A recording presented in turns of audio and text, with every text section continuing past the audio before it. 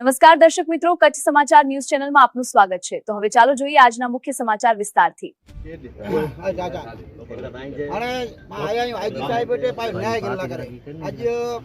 लगभग मुझे ख्याल है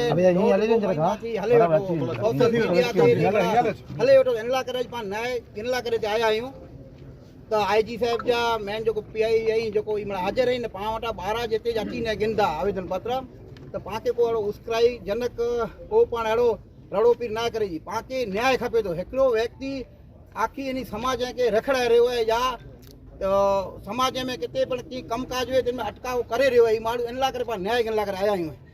न्याय गिन ला ई पाण अन्याय के इन ला करे बराबर रही गाल सोशल मीडिया ते तो सोशल मीडिया ते पण पांजो ई जे तंत्र सामे विरुद्ध के पाके न्याय खपे तो जो को भी वस्तु असां ते थी है ई अन्याय असां के न्याय खपे तो इन ला करे पाण भेगा थिया आहियूं। तो इन ला करे पाण आवेदन पत्र डेला करे असी 12 થી 14 जना जो को पांजी समाज इन में जा असी माड़ू जा नाम ई इनमें अने ना ना हां हनी माने हाजिरी में पांच देवा दो थी बराबर। आज आईजी साहेब पासे समाजना आगेवानो द्वारा आवेदन पत्र आपवामां आव्या हता। आ आवेदन पत्र आपवानो अमे अगाऊ एसपी साहेब पूर्वने पण मळ्या आवेदन पत्र आप्युं पण अमने एवुं लाग्युं के हजी संतोषकारक नथी केम के आ फरियाद जे छे बात आज मुद्दासर बात एक बे बात करवानी जे फरियाद खोटी केम छे। जे फरियाद करी छे सेक्शन 67A जेनी सजा एक अधिनियम छे आईटी एक्ट नी धमकावामां जे सजा एनी सजा छे 5 वर्ष। बीजी बात करूं तो बीएनएस ની જે કલમો લગાડી છે 161 2 308 351 356 અને 299 આ બધાની સજા જો સાબિત થાય તો 2 વર્ષ હોય છે। હવે આપ મને જણાવજો, આપ અધિકારી હોતા વકીલો જાણકાર લોકો છે કે આ બધી 5 વર્ષની સજામાં કોઈ પણ આરોપીને ધરપકડ કરવા પહેલા એને નોટિસ પાઠવવી પડે। નોટિસ પાઠવ્યા પછી જો આરોપી જવાબ ન દે પછીની ધરપકડ કરવામાં આવે છે। એના અનુસંધાને આખી એફઆઈઆર ની કોપી છે મારી પાસે।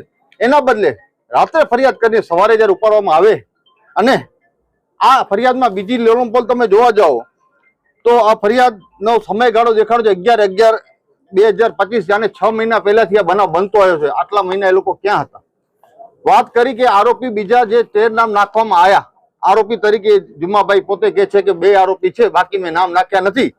तो आ बीजा आरोपीना नाम क्यांथी आया? पोलीस फरियादमां जुम्माभाई पोते लखावेलुं छे के आ व्यक्तिना कहेवाथी बन्या छे। तो हूँ तमने कहूं छुं के एमणे फरियादमां एवुं लख्युं छे के लोकोनी वातोथी जाणे लोकोनी जाणकारी मळी मने त्यारे मैं आ फरियाद लखावी छे। तो पहला पोलीस आ वातो फरियाद ना कोई प्रूफ आधार के पोलीस फरियाद ले केम पछी एमने कोई आधार पुरावा आपे कोई पण आधार पुरावा मोबाइल पण जप्त करेल नथी तो पोलीस ने केम खबर पड़ी के आ बधा आरोपीओ छे?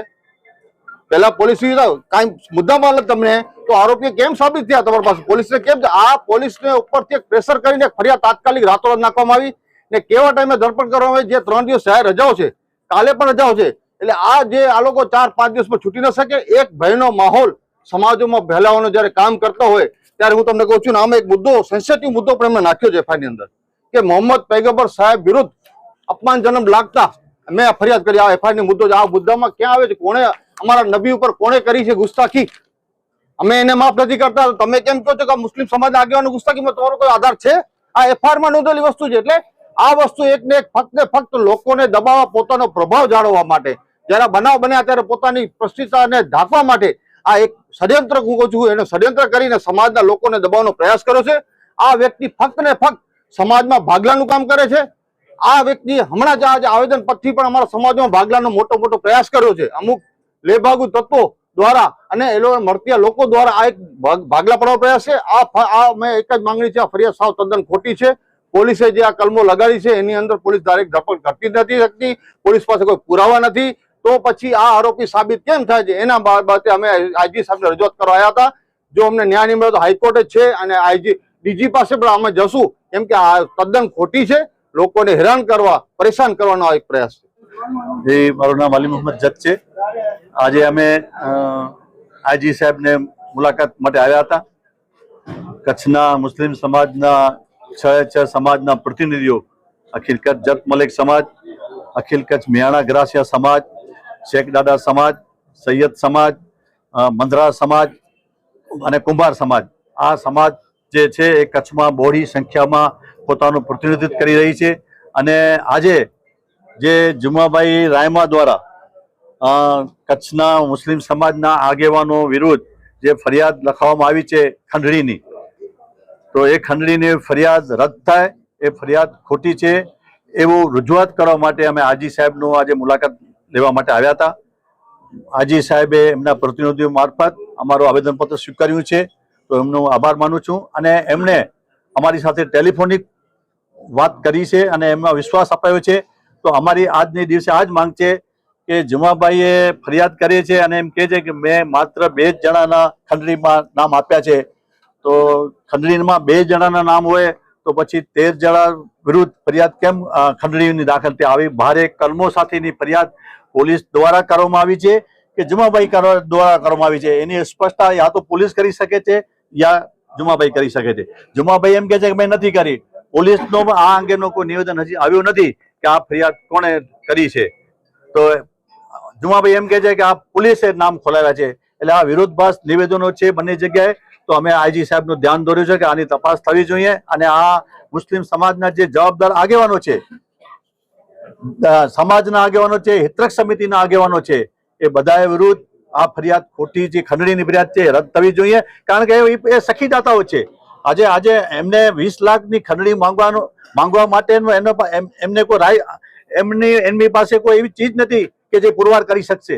કારણ કે જે 15 લાખ રૂપિયા, 10 લાખ રૂપિયા અને 5 લાખનો માતબર રકમ મુસ્લિમ સમાજના હિતાર્થ માટે જ્યારે એ ફંડ આપતા હોય તો શું આવા લોકો ખંડણી માંગવા માટે જાય અને એ પણ આમ ખુલ્લેઆમ ખંડણી માંગે?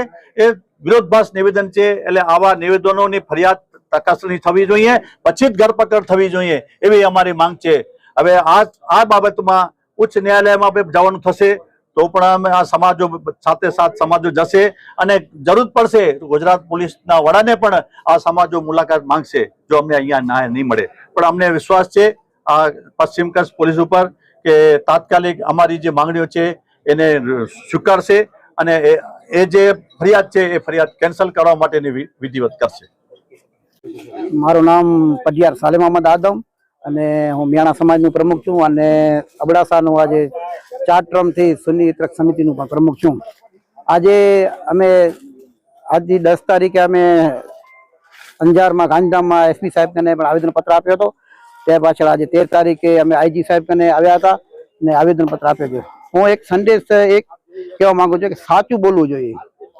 કોઈ પણ સમાજમાં ક્યાં પણ અન્યાય થતું હોય તો ન્યાય માટે લડવું જોઈએ, એ પણ આપણું છે હોવું જોઈએ. અને ન્યાય માટે ક્યાં પણ તંત્રે તમે જાઓ પણ સાચું બોલવું જોઈએ, ક્યાં પણ આ ભેરસેર ના જોઈએ. આજે લગભગ મારા ખ્યાલે અમે 6 તારીખે ભેગા થયા હતા મુસ્લિમ સમાજના આગેવાનો હોય બધા. 6 તારીખે 4 વ્યક્તિઓ ભુજના, એક હું નામ પણ લઈ લઉં છું, કારણ કે જે વસ્તુ સાચી હશે ને એ જ સમાજને ખબર પડશે કે સાચું શું છે. ને એ વસ્તુ જ્યારે પણ મને બોલાશો ને ત્યારે એ જ વસ્તુ મારા મોઢામાંથી નીકળે છે ને એ જ હું સામે બોલીશ. તો 6 તારીખે અમે ભેગા થયા હતા ભુજમાં.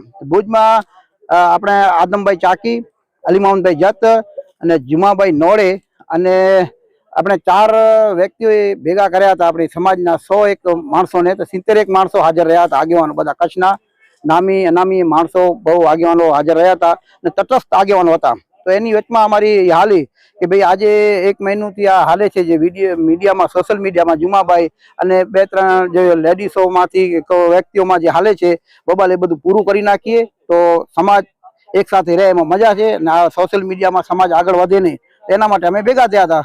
તો બધાના જે અલગ અલગ હતા જે મુદ્દાઓ, એના ઉપર છેલ્લો મુદ્દો એ આવ્યો કે આપણે 25 થી 26 જણાની ટીમ બનાવી અને ત્યાંથી જે લોકો સોશિયલ મીડિયા પર બોલ્યા છે એને આપણે ભેગા કરી એ બધું ખતમ કરી નાખ્યું. એના માટે અમે ભેગા થઈ અને 25 જણાની ટીમ બનાવી અને ત્યારે જ અમે હાજી સલીમભાઈ જતને ફોન કર્યો કે ભાઈ તમે હાજર ભુજ આવવાનું થશે જ્યારે પણ અમે મીટિંગ રાખીએ અને આ બધું પૂરું કરી. તો સલીમભાઈ જતે કીધું કે જ્યારે પણ તમે મને બોલાવશો તો હું પહોંચી આવીશ.